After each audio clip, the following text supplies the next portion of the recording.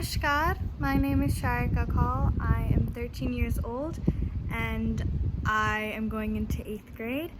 I live in Dallas, Texas and am going to school at Rogers Middle School. Today I'm going to be looking at one of the key characters in the Mahabharata and evaluating her actions based on dharma and adharma.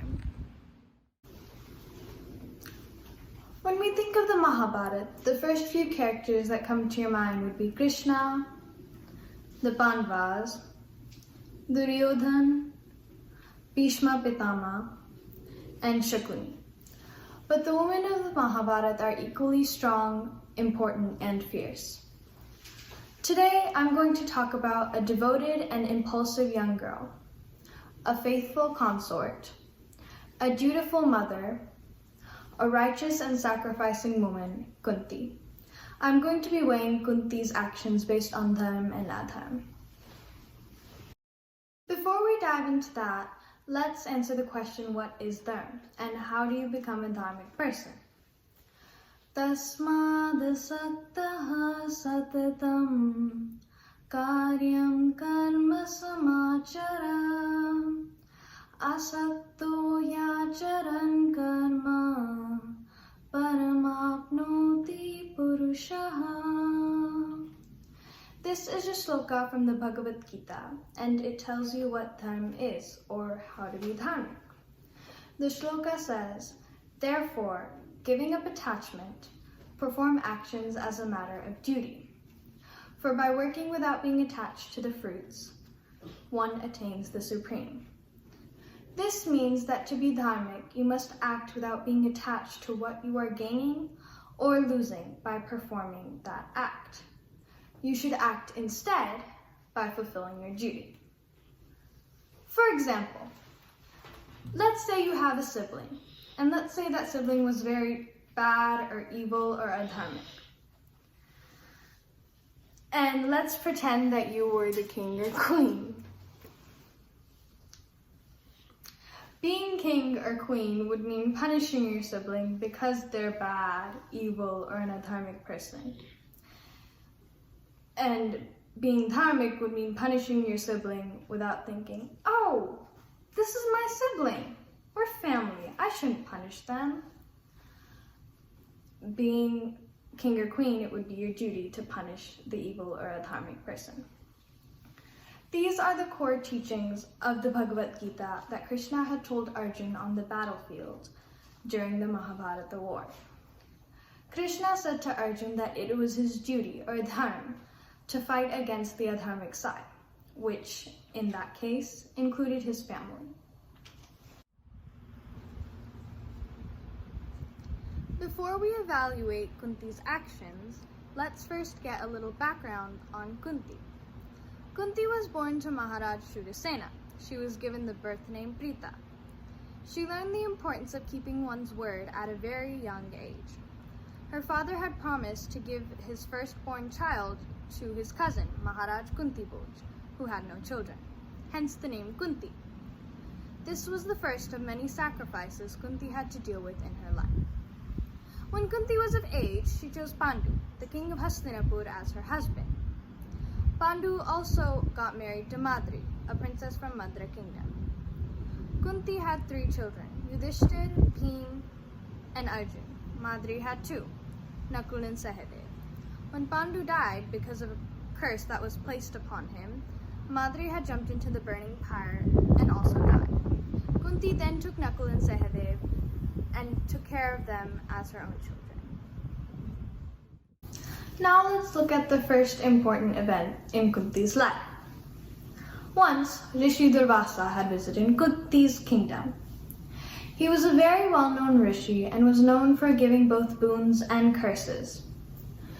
Rishi Durvasa was pleased with Kunti's service to him and gave her a mantra that would allow Kunti to receive a child from any god she wishes. Kunti was curious and doubtful the mantra would work, so she tested the mantra on Suryadev. Surya then presents Kunti with a baby. Kunti tells Surya to take the child back because she was just testing the mantra. Suryadev explains that he can't take the child back therefore leading to Kunti having to keep the baby. At this point in time, Kunti was still not wed, and being a princess, having a baby unmarried would receive insults from society. Kunti then put the child in a basket and sent the baby adrift a river. This act is adharmic because she had asked for the child, and whether she wanted the child or not, it was her duty to take care of the child. However, Kunti did have other things to think about, such as how it would look on her dad's behalf, who was king, and how people would react to the king's daughter having a baby unmarried. But even considering this fact, this act is still adharmic.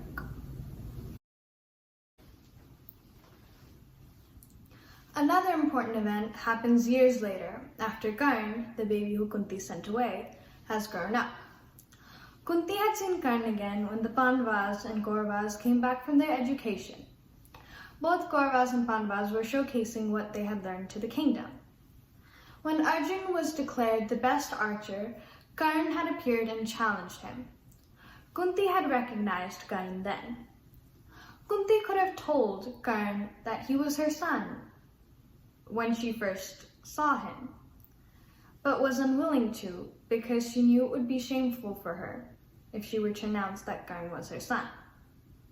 Instead, Kunti decided to tell Karn in the middle of the Mahabharata war. This resulted in some complications. Had Kunti told Karn before the war, when she first saw him again, Karn may have been on the Pandava side, and Kunti may have been able to have all her sons survive. However, she waited until the middle of the war to tell Karn that he was her son. At that point, Karn had already vowed to stay by Duryodhana's side.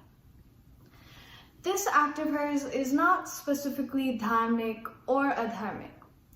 This act counts as both because telling Karn that he's Kunti's son in the middle of the war was selfish because she didn't want to feel ashamed before, so she didn't tell Karn earlier.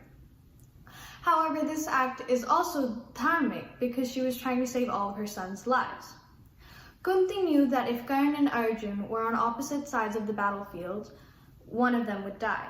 However, if they were all on the same side, there would be a better chance that all of her sons would survive.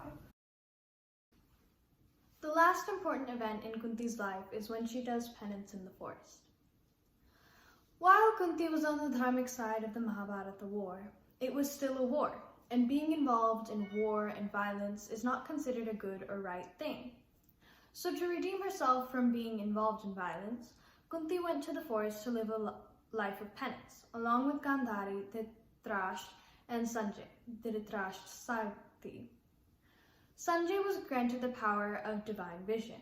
While Kunti, Gandhari, and Dhritarashtra and Sanjay were in the forest, Sanjay could sense or see a fire coming. Sanjay tried to warn Kunti, Gandhari, and Dhritarashtra to move away, but they refused to listen. They said that staying in the forest was how they would attain moksha, or freedom. This is how Kunti, Gandhari, and Dhritarashtra died. This act is dharmic because Kunti is doing penance, which was good, to offset the violence in the war, which was bad. Kunti was doing what was right because even though the war was important or necessary for the reign of Dharma, she lost a lot of loved ones in the war and went to the forest to penance for that. Overall, in my opinion, Kunti was a good person, and although she did some things that weren't necessarily dharmic, they weren't evil acts. On the spectrum of dharma and adharma, Kunti was more on the dharmic side.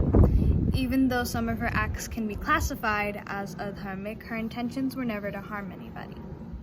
The adharmic actions she took were more because of the circumstances she was placed in, rather than it being because of her will. And while Kunti is a good person, and most everybody sees her as a good person, I wanted to highlight the adharmic actions of Kunti that people don't realize when they think of her. I would like to end this presentation with a famous shloka from the Bhagavad Gita. Karmanevadhikaraste ma phaleshu kadachana ma karma phala sangostva karmani.